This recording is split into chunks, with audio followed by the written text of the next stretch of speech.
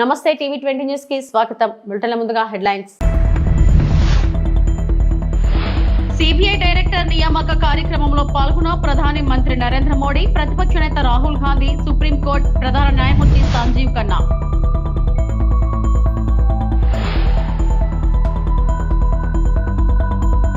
పంట నష్టంపై వైసీపీ తప్పుడు ప్రచారం, మంత్రి పార్థసారథి.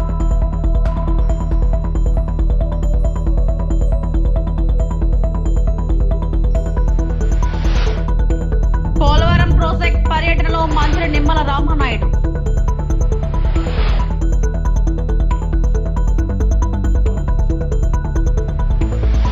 సిబిఐ డైరెక్టర్ నియామకానికి సంబంధించి ప్రధాని నరేంద్ర మోడీ నేతృత్వంలోని కమిటీ సమావేశంలో ప్రతిపక్ష నేత రాహుల్ గాంధీ, సుప్రీంకోర్టు ప్రధాన న్యాయమూర్తి సంజీవ్ ఖన్నా పాల్గొన్నారు. తదుపరి సిబిఐ డైరెక్టర్ ఎవరనే విషయమై చర్చించారు.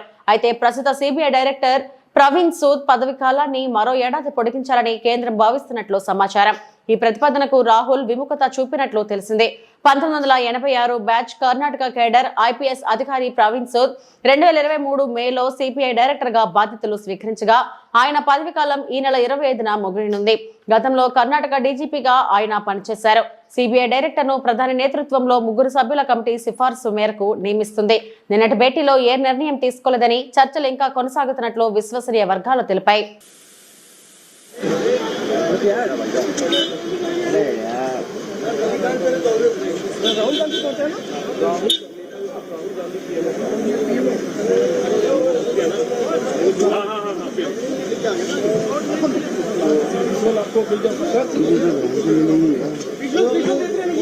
सर लाइव है ना,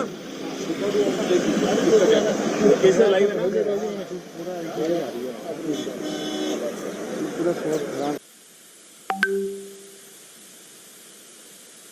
పంట నష్టంపై వైసీపీ నేతలు దుష్ప్రచారం చేస్తున్నారని మంత్రి పార్థసారథి ఆగ్రహం వ్యక్తం చేశారు.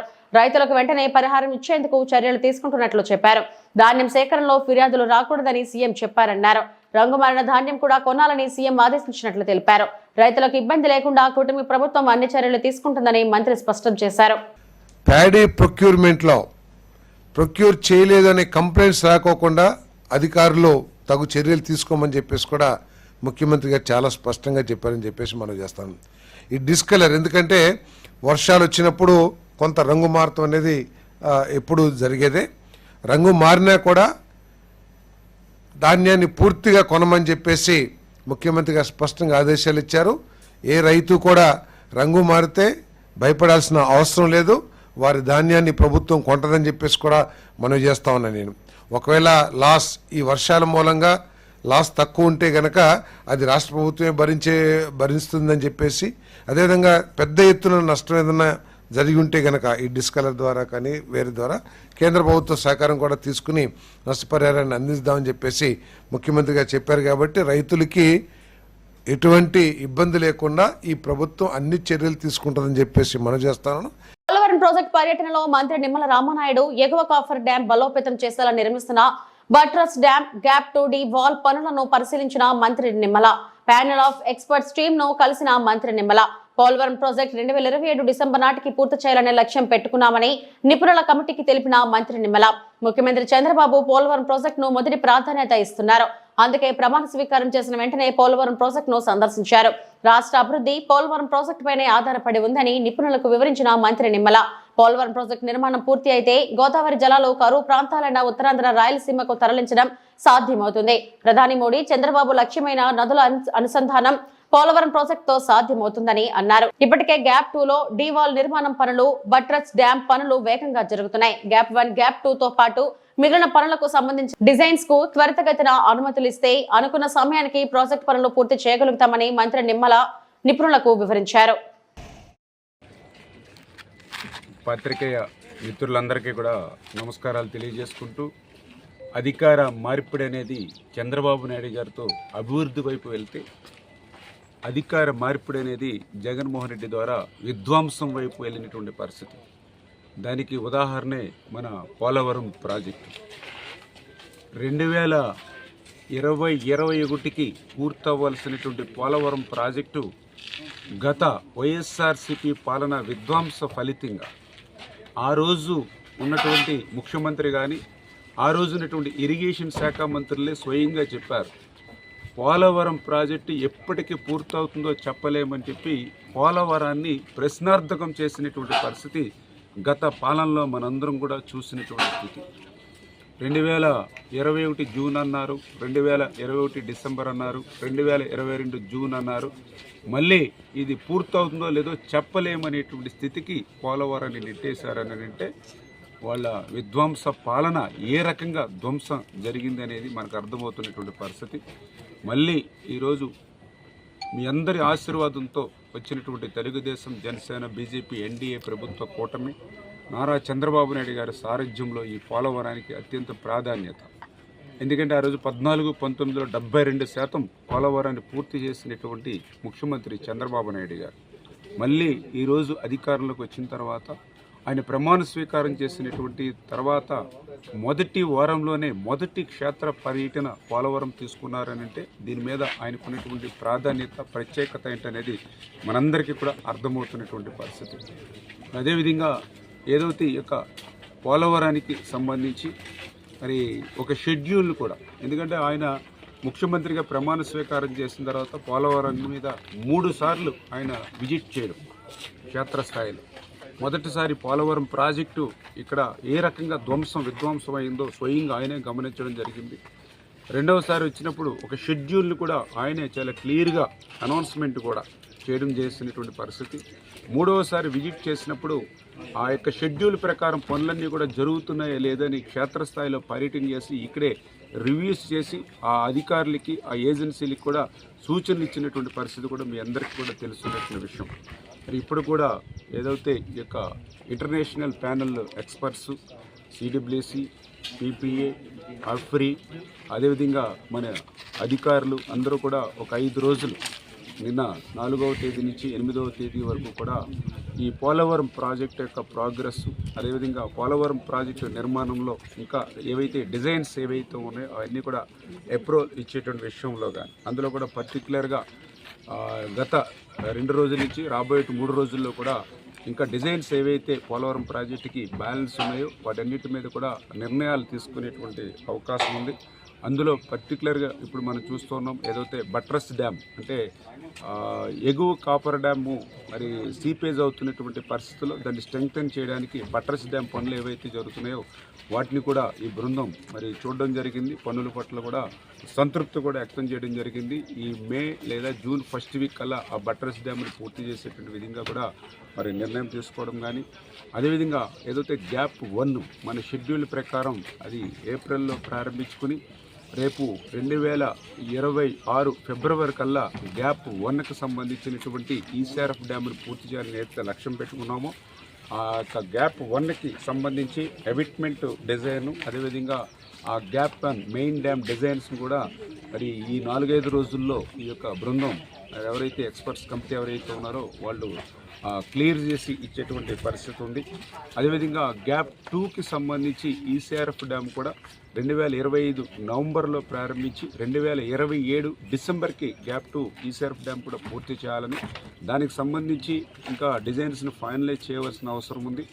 ఏదైతే ఈ యొక్క ఎక్స్పర్ట్స్ కమిటీ కూడా ఈ 4-5 డేస్లో ఆ గ్యాప్ 2కి సంబంధించినటువంటి డిజైన్స్ని కూడా ఫైనలైజ్ చేసుకుని, అదేవిధంగా ఏదైతే మరి ఇక్కడ క్లే ట్రీట్మెంట్ ఏదైతే ఉందో దానికి కూడా డిజైన్స్ కూడా ఫైనలైజ్ చేసేటువంటి పరిస్థితి ఉంది. ఇంకా ఏదైతే స్పిల్ ఛానళ్ళు, అప్రోచ్ ఛానల్కి సంబంధించినటువంటి బ్యాలెన్స్ పనులు కానీ, గైడ్ బండ్కి సంబంధించిన రిపేర్స్ కానీ ఏవైతే ఉన్నాయో వీటన్నిటి మీద కూడా ఈ 4-5 రోజుల్లో మరి ఇక్కడే ఉండి స్వయంగా పర్యవేక్షిస్తున్నటువంటి ఎక్స్పర్ట్ కమిటీ త్వరితగతంగా ఈ డిజైన్స్ని మనం ఆమోదించి మాకు ఇచ్చినట్లయితే ఈ పనులను అనుకున్నటువంటి సమయానికల్లా పూర్తి చేయగలుగుతామని చెప్పి నేను కూడా వాళ్ళని కూడా రిక్వెస్ట్ చేసి ఏదైతే ఈ యొక్క ఇంటర్నేషనల్ ప్యానల్ ఎక్స్పర్ట్స్, అదేవిధంగా సిడబ్ల్యూసి, పిపిఏ, అంబేద్కర్ కోనసీమ జిల్లా ముమ్మిడివరం పాలు అభివృద్ధి కార్యక్రమంలో పాల్గొన్న ప్రభుత్వ విప్ ఎమ్మెల్యే దాట్ల బుచ్చిబాబు అన్నంపల్లి గ్రామంలో కుట్టు మిషన్ శిక్షణ కార్యక్రమాన్ని ప్రారంభించారు. గాడిలంకలో గుత్తల సాయి ఆధ్వర్యంలో ఎమ్మెల్యే బుచ్చిబాబు సుమారు ₹1 కోటి సీసీ రోడ్డును ప్రారంభించారు. అదే గ్రామంలో ఎలక్ట్రికల్ ట్రాన్స్ఫర్ ను ప్రారంభించి మెయిన్ ఆన్ చేసి లైట్ వెలిగించారు. ప్రభుత్వం విప్ దాట్ల బుచ్చిబాబు మాట్లాడుతూ రాష్ట్ర అభివృద్ధి ధ్యేయంగా ప్రతి నిమిషం కష్టపడుతున్న వ్యక్తి రాష్ట్ర ముఖ్యమంత్రి చంద్రబాబు నాయుడు, పవన్ కళ్యాణ్ అని ఆయన అన్నారు. మహిళలకు పెద్దపీట వేయడానికి ప్రభుత్వం అండగా ఉంటుందన్నారు. ఇప్పటికే మహిళలకు 3 సిలిండర్లు ఇస్తున్నాము. వచ్చే నెలలో కుటుంబంలో ఎంతమంది పిల్లలు ఉంటే అందరికీ 15,000 రూపాయలు ఇవ్వడానికి ప్రభుత్వం నిర్ణయం తీసుకుందన్నారు. ఈ నెలలో 20 ఖాతాలలో 20,000 రూపాయలు జమ చేస్తామని భరోసా ఇచ్చారు.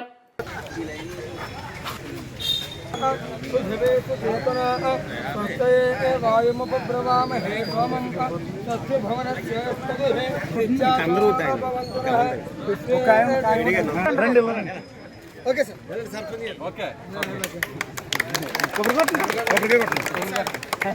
చంద్రబాబు నాయుడు గారు, పవన్ కళ్యాణ్ గారు ఉపవాసమైన కార్యక్రమం తీసుకున్నారు. మరి అన్ని చోట్ల కూడా మనం బ్రహ్మాండంగా ఓపెన్ చేసుకున్నాం. పెద్ద ఎత్తున మహిళా సోదరి మనందరూ కూడా రావడం జరుగుతుంది. దీని మీద నరేంద్ర మోడీ గారిని తీసుకొచ్చి మళ్ళీ పునర్నిర్మాణం చేశారు. ఎందుకంటే మన రాష్ట్ర భవిష్యత్తు గురించి, రాష్ట్ర ప్రజల గురించి.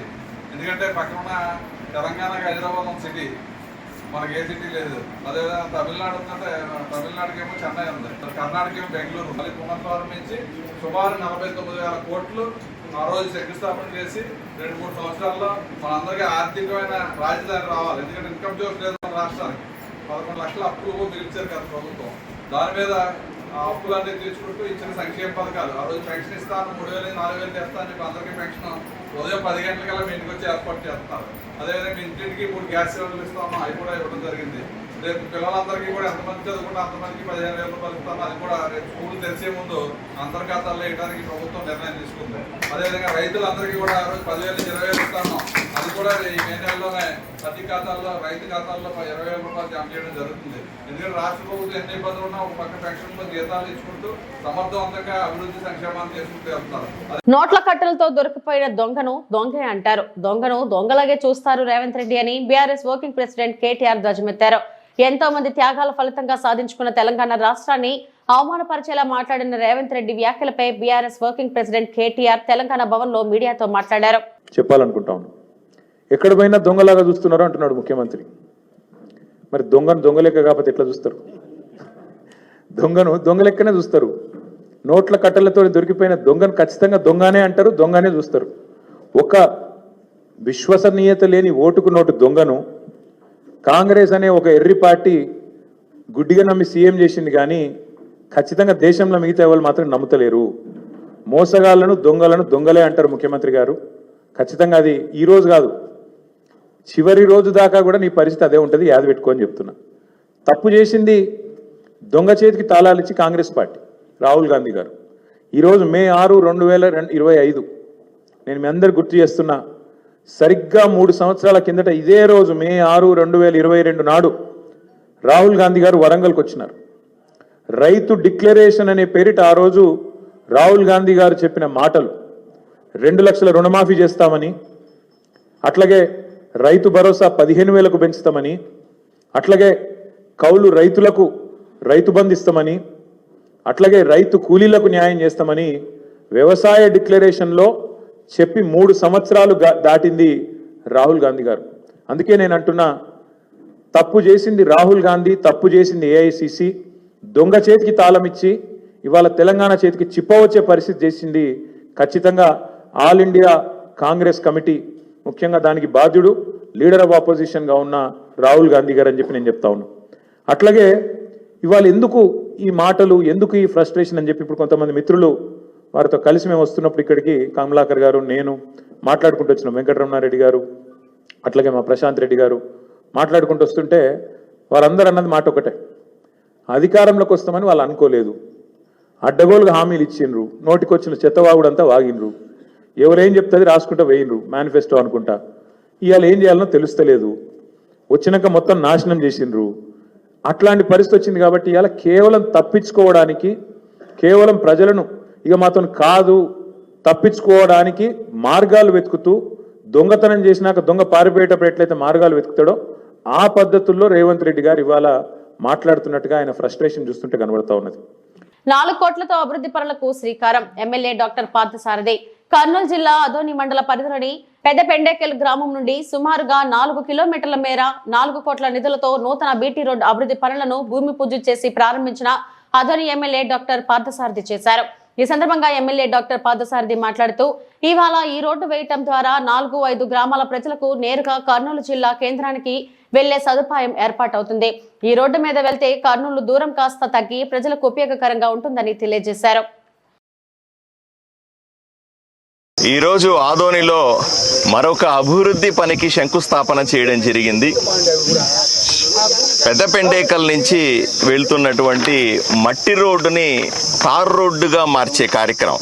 సుమారుగా 4 కిలోమీటర్లకు సంబంధించినటువంటి మట్టి రోడ్డును తార్ రోడ్డుగా మార్చడం. సాధారణంగా మన డివిజన్లో ఇక్కడ మన 3 నియోజకవర్గాల్లో ఎక్కడా కూడా మట్టి రోడ్డు ఉంటే మట్టి రోడ్డు వేస్తారు, తార్ రోడ్డు ఉంటే తార్ రోడ్డు రిపీట్ చేస్తారే కానీ మట్టి రోడ్డుని తార్ రోడ్డుగా మార్చే పరిస్థితిలో మొట్టమొదటిసారి ఈ రోడ్డు వేస్తా ఉన్నాం. ఎందుకు ఈ రోడ్డే ఎంచుకున్నాము అన్న విషయాన్ని కూడా, ఇది ఎప్పట్లోనే శాంక్షన్ అయిన రోడ్డే. ఎందుకు దీన్నే ఎంచుకున్నాము అంటే దీనివల్ల ఏంటంటే పెద్ద పెండేకలు కానీ, చిన్న పెండేకలు కానీ, నెట్టేకలు కానీ, సాంబగలు కానీ, లేదా చిన్న చిన్న ఊర్లు ఈ చుట్టుపక్కల ఏవైతే ఉన్నాయో వాళ్ళు కర్నూలుకి వెళ్లాల్సిన సందర్భంలో ఎక్కడ వాడు హాస్పిటల్కి వెళ్ళాలా, లేకపోతే మన వ్యవసాయపు వస్తువులు తీసుకెళ్లాలా, పైరు తీసుకెళ్లాలా, వెహికల్స్ పోవాలా, మనుషులు వచ్చిపోతూ ఉండాలా. పోవాలంటే కర్నూలుకు పోవాలంటే 110 కిలోమీటర్లు దాటి పోవాల్సిన, అంటే ఆదోనికి రావాలా, ఆదోన్ నుంచి మళ్ళీ మెయిన్ రోడ్ ఎక్కిపోవాలి. ఇది చాలా భారమైన పని. అందువల్ల మనము దీని ద్వారా నేరుగా ఇప్పుడు కర్నూలుకు యాక్టివిటీ పెరుగుతుంది, కర్నూలుకు మంచి రోడ్డు వచ్చేస్తుంది. అందువల్ల ఈ గ్రామ ప్రజలు నేరుగా మెయిన్ రోడ్డు ఎక్కడానికి వీలుగా ఉపయోగించుకునేదాగా ఈ 4 కిలోమీటర్ రోడ్డుని మనం పూర్తి చేయాలని శాంక్షన్ జరిగింది. అలాగే దీనికి సుమారుగా 4 కోట్ల రూపాయలు ఖర్చు పెడతా ఉన్నాం. ఈ గ్రామాల కనెక్టివిటీ అన్నది చాలా కీలకమైన అంశంగా మేము తీసుకుంటా ఉన్నాం. అందరూ ఇప్పుడు ప్రభుత్వం మనకు తెలుసు, గత 5 సంవత్సరాల వైఎస్ఆర్సీపీ పాలనలో ఆర్థిక పరిస్థితి చితికిపోయినప్పటికీ కూడా ఏదో ఒక పథకం ద్వారా ఆదోనికి నిధులు తీసుకొచ్చే ప్రయత్నం చేస్తా ఉన్నాం. కొన్ని ఈ పథకంలో వస్తాయి, కొన్ని మరో పథకంలో వస్తాయి, మరి ఇంకొన్ని మరో యాక్టివిటీలో వస్తాయి. ఎక్కడో చోట అభివృద్ధి ఆగకుండా మూలకు కూడా కొంతమంది చెప్తారు ఆదోన్లో మెయిన్ రోడ్డు ఇంకా వేయలేదండి అంటారు. ఒక మెయిన్ రోడ్డు టౌన్లో వాళ్ళకు పరిమితం అవుతుంది, టౌన్లో వాళ్ళకు అవసరం, అది చేస్తాం, 100% చేయాల్సిందే. టౌన్ అభివృద్ధి చేయడం ఎంత ముఖ్యమో గ్రామాలకు ఉన్నటువంటి మన కనెక్టివిటీ రోడ్లు అంటాం మనం. అంటే ఒక గ్రామం నుంచి మండలానికి, గ్రామం నుంచి ఆదోనికి, గ్రామం నుంచి మెయిన్ రోడ్డు కర్నూలుకి వెళ్ళే రోడ్లని అభివృద్ధి చేసుకుంటే గ్రామీణ ప్రాంతంలో ఉన్న ప్రజలకి ఎంతో ఉపయోగం జరుగుతుందని సైమల్టేనియస్ అన్నీ ఒకసారిగా అభివృద్ధి చెందాలి. టౌన్ ఒకవైపున అభివృద్ధి చెందాలి, పల్లెటూర్లు కూడా సైమల్టేనియస్గా అభివృద్ధి చెందితేనే నియోజకవర్గం మొత్తం అభివృద్ధి చెందుతుందన్న విషయాన్ని మీ ద్వారా నేను తెలియజేసుకుంటా ఉన్నాను. పనులు మొదలైనవి. 1 సంవత్సరంలో మేము చేసిన పనులన్నింటినీ కూడా ఒకటొకటిగా మేము ముందు పెడతా ఉన్నాం. రాబోయే రోజుల్లో ఇప్పుడిప్పుడే కొంత స్థిరపడుతున్నాం కూడా. కాబట్టి రాబోయే రోజుల్లో మరిన్ని అభివృద్ధి పనులు మొదలుపెట్టి ఆదోని ప్రజలకు అంకితం చేస్తాం. కుప్పం తహసీల్దార్ చిట్టుబాబును కుప్పం మున్సిపల్ చైర్మన్ సెలవరాజ్ సోమవారం మర్యాదపూర్వకంగా కలిశారు.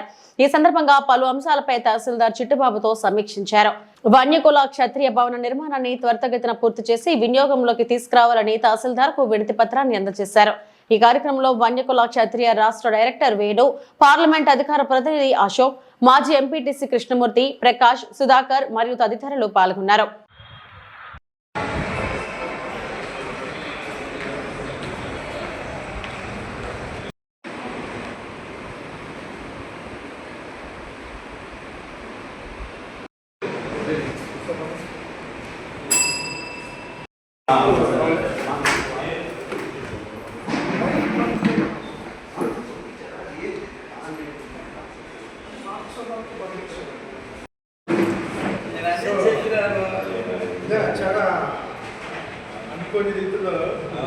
కుప్పం పట్టణంలో వెలిసిన శ్రీ ప్రసన్న తిరుపతి గంగమాంబ దేవాలయం జాతరకు నేడు రాత్రి చాటింపు నిర్వహించనున్నారు.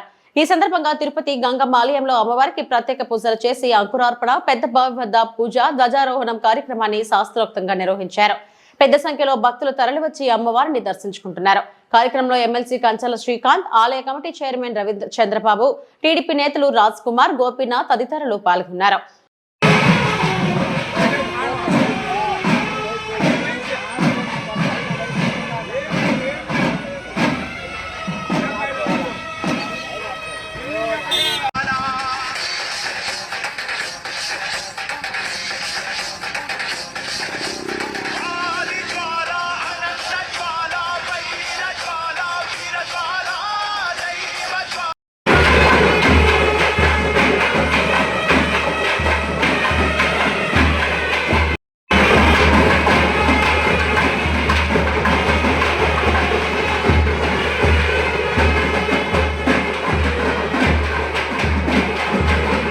పశ్చిమ గోదావరి జిల్లా నర్సాపురం మండలం మల్లవరం లంక గ్రామంలో త్రాగునీటి సమస్యను పరిష్కరించాలంటూ సిపిఎం ఆధ్వర్యంలో మహిళలు ఖాళీ బిందెలతో గ్రామ సచివాలయం వద్ద నిరసన తెలిపారు.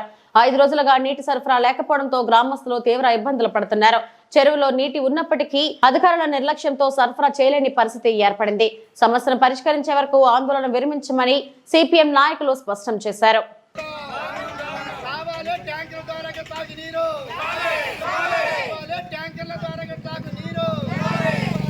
వెంటనే కావాలి అధికారులు వెంటనే ఇవ్వాలి ట్యాంకర్ల ద్వారా తాగి నీరు ఇవ్వాలి ట్యాంకర్ల ద్వారా తాగి నీరు దారుణం 5 రోజులైనా మంచి నీరు ఇవ్వకపోవడం దారుణం సమస్యను పరిష్కరించాలి తాగునీరు సమస్యను అధికారులు వెంటనే కావాలి ప్రజాప్రతినిధులు వెంటనే కావాలి అధికారులు వెంటనే ఇవ్వాలి తాగునీరు మల్లవరం లంక గ్రామంలో తాగునీరు ఇవ్వాలి ట్యాంకర్ల ద్వారా తాగునీరు ఇవ్వాలి ట్యాంకర్ల ద్వారా తాగునీరు పరిష్కరించాలి మల్లవరం లంక గ్రామంలో తాగునీటి సమస్యను పరిష్కరించాలి మంచినీటి సమస్యను ఇవ్వాలి ట్యాంకర్ల ద్వారా మంచినీళ్లు ఇవ్వాలి ట్యాంకర్ల ద్వారా మంచినీళ్లు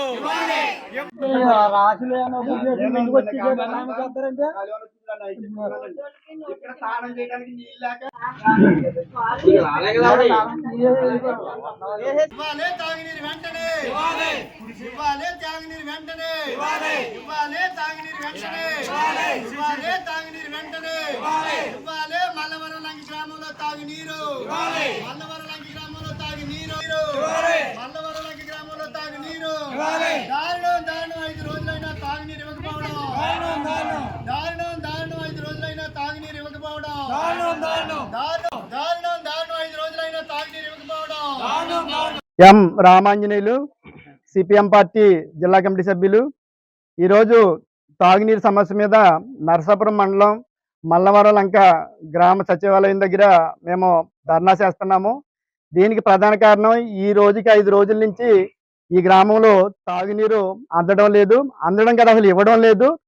ఈ ఇచ్చే నీరు కూడా ఎప్పుడు చూసినా నిత్యం 360 రోజులు పచ్చగానే మట్టితోటి వస్తుంది.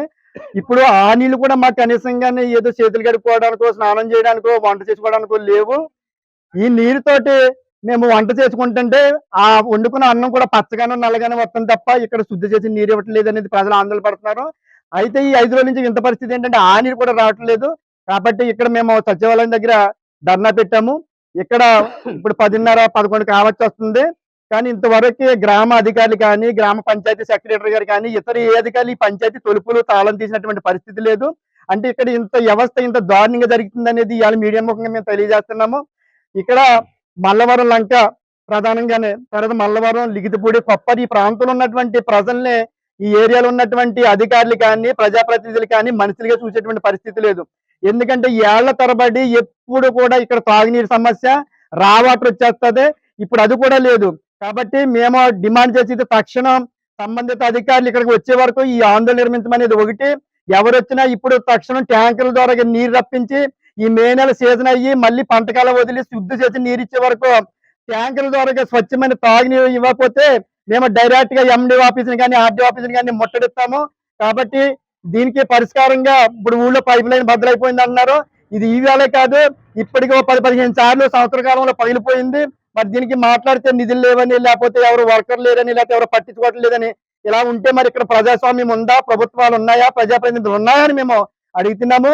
కాబట్టి తక్షణమే సంబంధిత అధికారులు దీని మీద జోక్యం చేసుకుని మాకు ఒక గంటలో ఖచ్చితంగా ఇక్కడికి ట్యాంకుల ద్వారా తాగునీరు రప్పించి మొత్తం గ్రామం అంతా కూడా ఇవ్వాలి. లేని పక్షంలో ఇదే జనం వెళ్ళి మేము రాష్ట్ర రోడ్డుకి నేషనల్ హైవే మీద కూర్చుని అయినా సరే ఈ అధికారులు లొంగేస్తాము, సమస్యను పరిష్కరించే వరకు వదలమని తెలియజేస్తున్నాం. మాది మల్లవరం లంకసారం నరసాపురం మండలం. ఇక్కడ ట్రాన్స్ఫారం అప్పుడే 20 రోజుల నుంచి అప్పుడే ట్రాన్స్ఫార్ కాపర్ కాలిపోయి అన్ని అయిపోయి మన ఫీజులు కొట్టేసి ఏడిపించేస్తుంది సార్. కరెంట్ అసలు ఉండలేదు. దానివల్ల మనం కరెంట్ వల్ల మనం కరెంట్ అసలు ఉండలేదు. 1 ఫేజ్ కట్ట ఉండలేదు, 2 ఫేజ్ కట్ట ఉండలేదు, జీరో వస్తుంది. అసలు ఫ్రిడ్జ్లో ఇవన్నీ కాలిపోతున్నాయి, ఫ్రిడ్జ్లు కాలిపోతున్నాయి, ఇన్వర్టర్లు కాలిపోతున్నాయి. తర్వాత మరి ఫ్రిడ్జ్లో ఉన్నాయి ఎట్టుకున్నాయన్నీ పాడైపోతున్నాయి. సంటి పిల్లలు కట్ట ఇబ్బంది అయిపోతుంది సార్ ఇప్పుడు కరెంట్ వల్ల. బాగా ఎన్నిసార్లు తీసేస్తున్నారు ఏమో గంట అరగంట కరెంట్ అసలు ఉండలేదు. పడట్లేదు, పిల్లలు మేము ఇబ్బంది పడుతున్నాము. రెండోది కరెంట్ కూడా ఇబ్బంది పడుతున్నాం బాబా. ఏదైనా మీటర్లో కాలిపోయి ఎన్ని కాలిపోయి, ఫ్యాన్ కూడా తిరుగుతలేదు పండు మాకు, అన్ని కాలిపోయినాయి బాబు. వింటున్నారండి సార్? మరి అది మాకు మీరు మాకు న్యాయం చేసి మీరు గ్రామస్తులు ఏమి చేయరు, మీరు ప్రజల్లో ఉన్నారు కాబట్టి మీరు చెయ్యాలి మాకు న్యాయం. అర్థమైందండి? కమ్యూనిస్ట్ నాయకులైనా తెలుగుదేశం నాయకులైనా ఏ నాయకులైనా మాకు న్యాయం చేసి మాకు మధ్యాహ్నం కాలం వాటర్ రప్పించాలి. ఇవి ఇప్పటివరకు నా బులెటిన్ అప్డేట్స్. నమస్తే.